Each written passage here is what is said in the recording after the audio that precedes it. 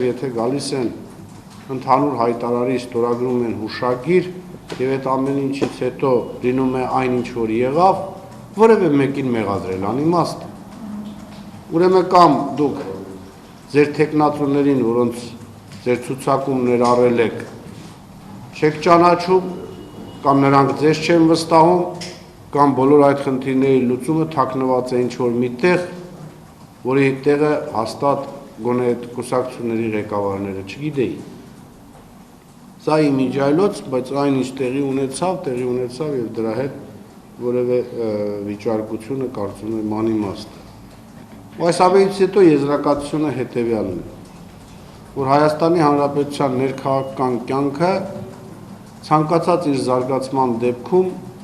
անկանխատեսելի է եւ անքննելի։ Որ ինչ կլինի վաղը, դժվար է այսօր միանշանակ ասել, բայց պետք է ընդունել մի պարզ ճշմարտություն, որ կա որոշակի դիսբալանս ներքաղաքական կյանքում եւ այդ դիսբալանսը ինչ որ կերպ պետք է լուծում ստանա։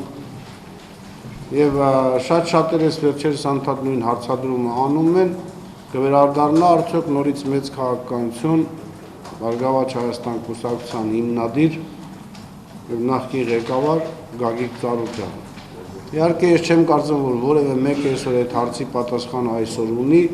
կամ ինչ որտեղ կա որոշում, որի մասին թե լրատվամիջոցները, թե քաղաքական գործիչները չգիտեն։ Ես կարծում եմ առայժմ նման որևէ որոշում չկա։ Բայց միաժամանակ ես գտնում եմ, որպեսզի մենք կարողանանք այս մեծ խզումը դիմադիր կամ իշխանական եւ ընդդիմադիր դաշտում հանգուցալուծելու իսկապես պետք են մարդիկ, ովքեր մինչև դա էլ ունեցել են, այսպես կոչված կամուրջի դերակատարություն եւ հիմա այդ նույն դերակատարությունը անհրաժեշտ է, որպեսզի կարողանանք բալանսի մեջ պահել իշխանություն եւ ընդդիմություն այդ հակադրությունը, որը երբեմն հասնում է նաեւ ծայրահեղության։ Ու այս առումով Բարգավաճ Հայաստան կուսակցությունը, եթե այն գլխավորում էր Գագիկ Ծառուկյանը, նման դերակատարություն իսկապես ունեցել է։ Եվ հետագայում էլ, եթե պարոն Ծառուկյանը ինքը անձամբ որոշի, որ վերադառնում է մեծ քաղաքականություն եւ նորից ստանձնի իր հիմնադրած կուսակցության ղեկավարումը, ես կարծում եմ նորից մենք կունենանք մի իրավիճակ, որտեղ բալանսավորվելու է ծայրահեղ ընդդիմադիր եւ իշխանական թևերի միջև որոշակի կամուրջ, այսինքն անցումը, սահուն անցում։ Հիմա դժվար է դա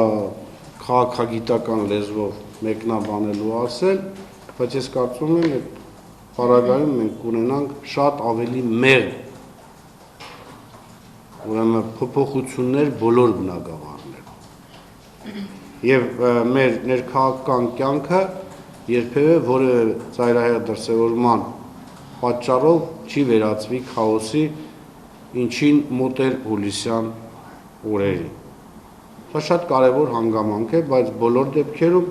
որոշում կայացնողը մեզանից որևէ մեկը չի, այլ որոշում կայացնողը կոնկրետ անձնավորություն է, որ ինքը պետք է որոշի, որ ինքը արդյոք ստանձնելու է նորից նման դերակատարություն, թե ոչ։ Դուք գիտեք, որ ժամանակին մեր կուսակցությունը համագործակցեց մինչև նախանցած տարվա ապրիլի 12-ը եւ մենք այն ժամանակ էլ հայտարարում ենք, որ մեր համագործակցությունը բացառապես պայմանավորված է ոչ թե որևէ կուսակցության առկայությամբ այդ ամեն ինչի մեջ, այլ անձամբ պարոն Ծառուկյանի ուրեմն ներկայությամբ եւ մենք մինչև վերջ հավատարիմ մնացինք մեր այդ տեսակետին։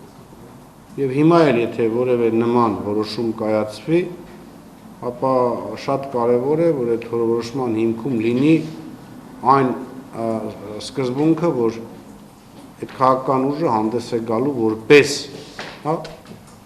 իրավիճակի կայունացնող, ցույց տալու համար, որ իրավիճակը գնա ծայրահեղ զարգացումների։ Այս նույնը իհարկե ես ուզում եմ անպայման զուգահեռներ տանել, օրինակ ինչով է տարբերվում Հայաստանի Հանրապետությունում ներքաղաքական իրավիճակը եւ Լեռնային Ղարաբաղի Հանրապետությունում ներքաղաքական իրավիճակը։ Լեռնային Ղարաբաղի Հանրապետությունում դուք երբևէ չեք տեսնի ծայրահեղ մոտեցումներ ցանկացած հարցի հետ կապված։ Փրկիչ մի հատ ունենք, դա Տերը ինքն է եւ ասում են չի կարելի որևէ մեկին փրկիչ, ես նման ձևակերպումներ չեմ տալի եւ խնդրում եմ երբեք հարցադրումը մի արեք այնց, որ հետո պատասխանի մեջ ես փորձեմ բաներ ասել, որոնք բարի չեն քաղաքական գործիչներին, որտեղ վերջերս հատկապես նման արտահայտություններ որևէ մեկը փրկիչ չի։ Բայց կան մարդիկ, որոնք իրենց դերակատարության մեջ բալանսավորում են որոշակի խնդիրներ։ Նույնն է նաև Լեռնային Ղարաբաղի Հանրապետությունում։ Եթե ձեզ թվում է, որ այնտեղ բոլորը իրար սիրում են, իրար գուրգում են, չէ, բայց կան մարդիկ, որոնք այդ բոլոր խնդիրների մեջ բալանսավորման որոշակի դերակատարություն են ստանձնում։ Օրինակ ես մի քանի տարի է, ստանձնել եմ իր վրա առաքելություն, բայց դա աստվածային առաքելություն չի, այս սուտ մարդկային, մի սեղանի շուրջ նստացնել Հայաստանի Հանրապետության 3 նախագահների, առաջին, երկրորդ եւ երրորդ։ Եվ ինձ դա չի հաջողում։ Չէ, հիմա չեմ ասում ինչու, պատճառը կարևոր չի։ Հիմա ես ասում եմ, կան մարդիկ, որոնց հաջողվում է որոշակի իրավիճակներում կարողանալ նստեցնել ընդհանուր, բալանսավորել։ Սա չի նշանակում, որ որևէ մեկը փրկիչ է։ Փրկիչ մեկը ունենք, դա մեր Տեր Հիսուս Քրիստոսն է, Աստծո միածին որդի։ Եկեք այդպես ձևակերպումներ չտան։ Ձեր հարցը։ Նման պայմաններում Գյումրի, Վանաձոր եւ այլն եւ առաջիկայում համակարգային փոփոխություններ են, կառավարման մոդելի փոփոխություն եւ խորհրդարանական ընդունումներ եւ ունեցման իշխանություն եւ ընդդիմություն, այդ դեպքում ինչ անի մշակութային քաղաքացի, եթե փաստորեն ընդունումների միջոցով իշխանություն ձևավորելու գործընթացը ամենուր տապալվում է։ Ինչ է գաղթում խորհրդարանական ընդունումներին ընդառաջ նման վերաբերմունքում նման հարաբերություններին չեն ուշում, ինչ կունենանք մենք խորհրդարանական գործունեություն։ Ասում է լավ համարում է, որ ինքը ամենաանմեղն է, թող առաջին քարն է դի։ Հիմա տեսեք, մենք երբ որ ասում ենք անհնար է ընտրությունների միջոցով, փորձում ենք ինչ-որ նժարի վրա դրել։ Հանրապետության նախագահը մի քանի ամիս առաջ հայտարարեց հստակ համակարգային փոփոխությունների մասին եւ այդ համակարգային փոփոխությունները սկսեցին ընթանալ։ Գիտեք դա ինչի հանգեցրեց։ Ես 1000 անգամ ասել եմ, չեմ վարանի 1001-րդ անգամ եւս ասել։ Որևէ տեղ անարդար ընտրություններ Հայաստանում անհնար է իրականացնել, եթե ամեն մի տեղամասում տվյալ կուսակցությունը, տվյալ քաղաքական ուժը թեկուզ մեկ վստահված անձ ունի, որը անկաշառ է, որը վախկոտ չի, որը իսկապես դավանում է այն գաղափարներին, որի համար ինքը կանգնած է տեղամասում։ Ես դրա օրինակները բերել եմ անձամբ ինձ վրա մի քանի անգամ, ես մասնակցել եմ բազում ընտրությունների եւ հաղթել եմ բոլոր ընտրություններում, որտեղ մասնակցել եմ, եւ պարտվել եմ այն ժամանակ, երբ որ մարդիկ շատ պարզ ասում էին, ճիշտ է դու շատ լավն ես եւ այլ, բայց ինքը մեզ հաց է տվել, հաց է բաժանել, սապոն է բաժանել։ Հիմա ես չեմ կարող, այս առումով Նիկոլ Փաշինյանը շատ հրաշալի մեկնաբանում է։ Հավատացեք, անկախ նրանից ին վերաբերյալ, ես Նիկոլ Փաշինյանի հետ երբեք անձնապես չեմ էլ զրուցել։ Մի քանի անգամ առաջարկություն եղել է ինքն է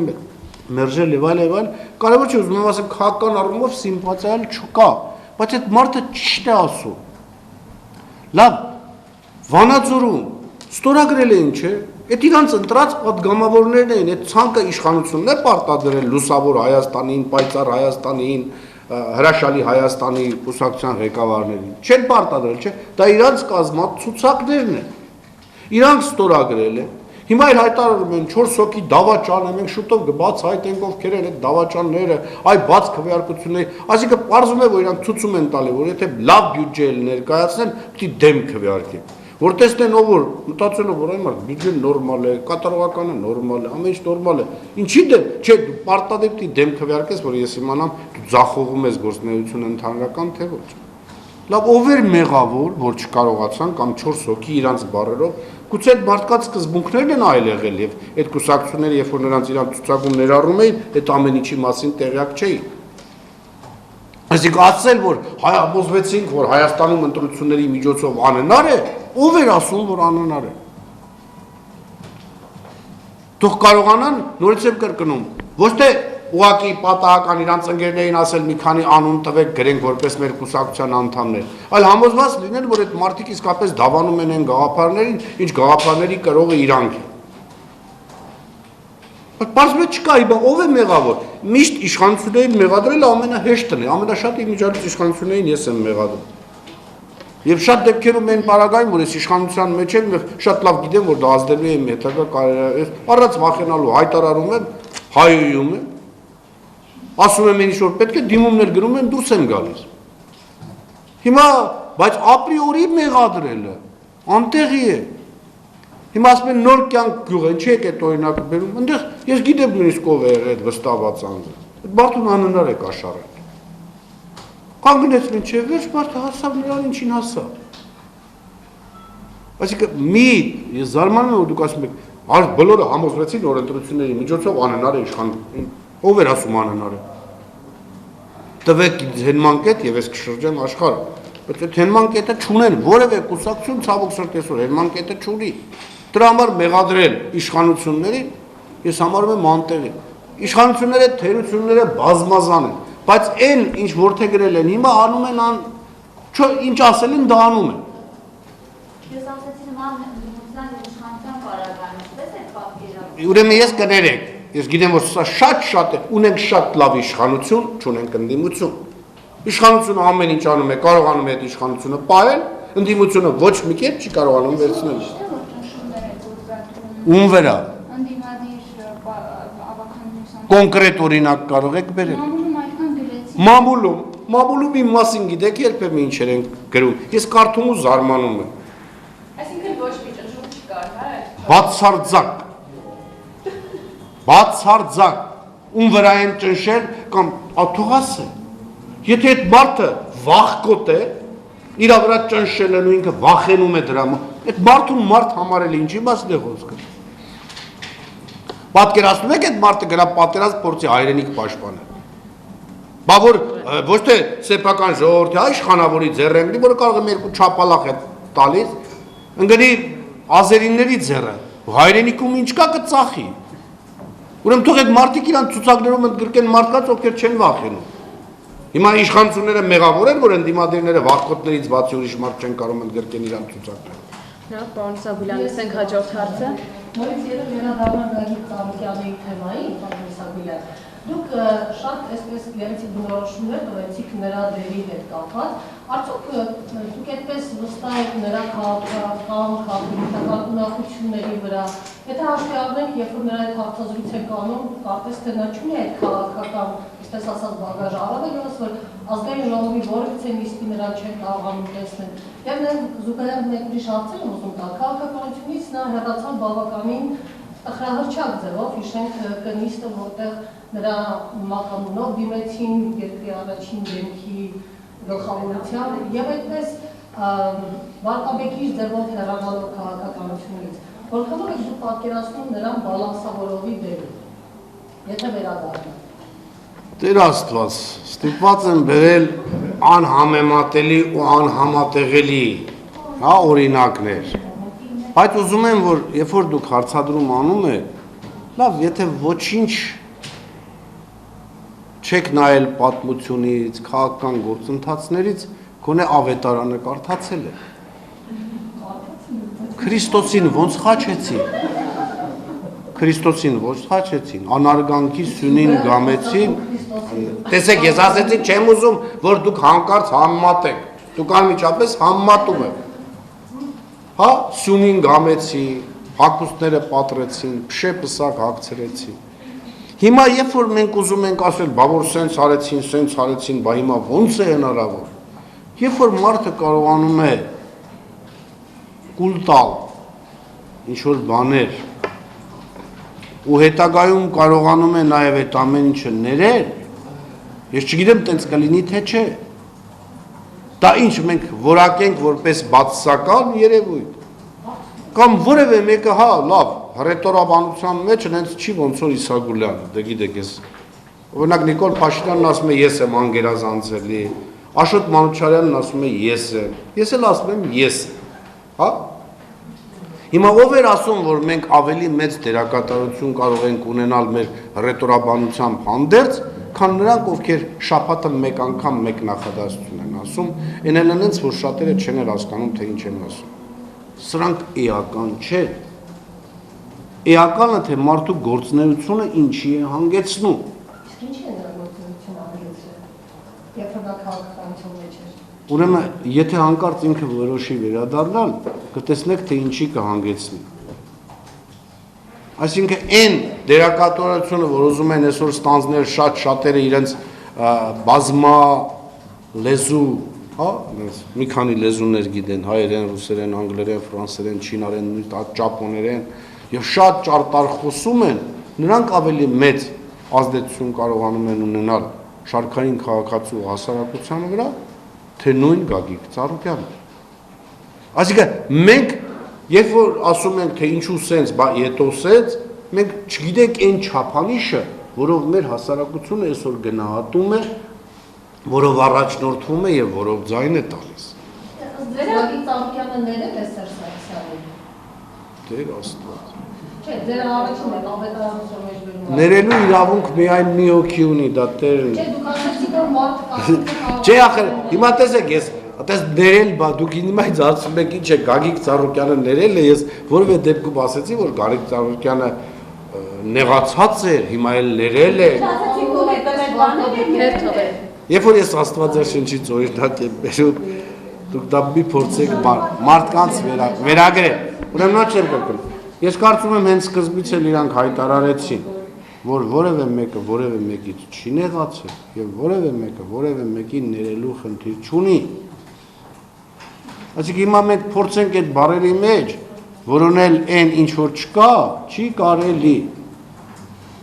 Քաղաքականության մեջ նեղանալ, ներել, բաժանվել, նորից միանալ, ամեն ինչ հնարավոր է, քաղաքականությունը դրանով է տարբերվում զուտ մարդկային փոխհարաբերություն։